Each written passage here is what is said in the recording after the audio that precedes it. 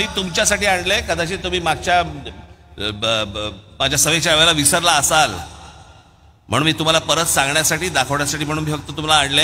हे मी तुम्हाला जे दाखवतोय हे फक्त एका मुंबऱ्यातलं आहे।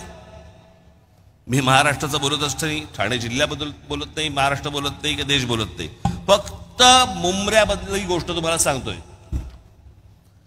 मुंब्रा परिसरात सिमी आतंकवादी संघटनेच्या 6 हस्तकांना अटक। 20 डिसेंबर 2001 रोजी संसद हल्ल्याप्रकरणी अबू अजमा याच्या मुंबऱ्यातून अटक।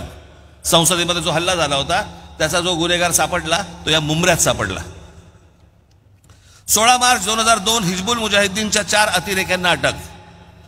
23 जानेवारी 2004 नेत्याच्या हत्येचा कट रचल्याच्या प्रकरणी एका अतिरेक्याला मुंबऱ्यातून अटक। गुजरात पोलीस चकमकीत ठार झालेल्या इशरत जहां शेख ही पण मुंबऱ्यात राहत होती। 2016 मध्ये आयसिसच्या मुजबिर शेख हा मुंबऱ्यात अमृतनगर येथे राहत होता। 17 एप्रिल 2003 रोजी लष्कर ए तोयबाच्या 2 अतिरेक्यांना अटक। 16 मे 2003 मुलुंड बॉम्बस्फोट प्रकरणी मोहम्मद नमोउद्दीन या व्यावसायिकाला अटक। देशद्रोही कारवायांसाठी आत्ताच्या काळात झालेल्या अटका। सप्टेंबर 22 मध्ये मुंबऱ्यातून देशविघातक कारवायांसाठी 4 पॉप्युलर फ्रंटच्या कार्यकर्त्यांना अटक। 2017 मध्ये एटीएसने याच मुंबऱ्यातून 4 जणांना देशविघातक कारवायांसाठी अटक केली आहे।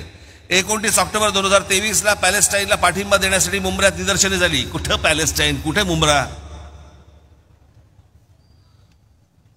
एप्रिल 2017 मध्ये मुंबऱ्यात शामशाद शेख नावाच्या आयसिसची संबंध असल्यावरून अटक झाली।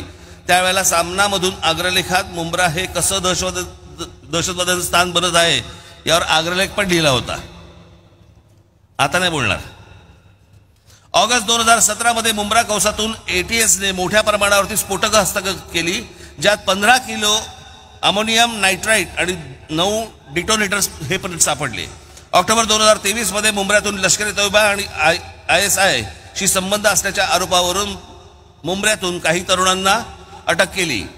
टाटा इन्स्टिट्यूट ऑफ सोशल सायन्सेसच्या 2014चा एक अहवाल आहे, टाटा इन्स्टिट्यूट, ज्यात मुंबऱ्यातील वाढती गुन्हेगारी मुस्लिम गेटो करून कसे राहत आहेत यावर चिंता व्यक्त केली आहे। या अहवालातील मुद्दे ड्रग्ज आणि देशविघातक कारवायांमध्ये गुंतलेल्यांमध्ये इथे महिला मुली यांचं रोजचं आयुष्य धोक्यात आहे।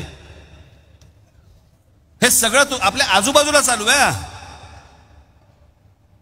मी लांबची गोष्ट सांगत नाही तुम्हाला।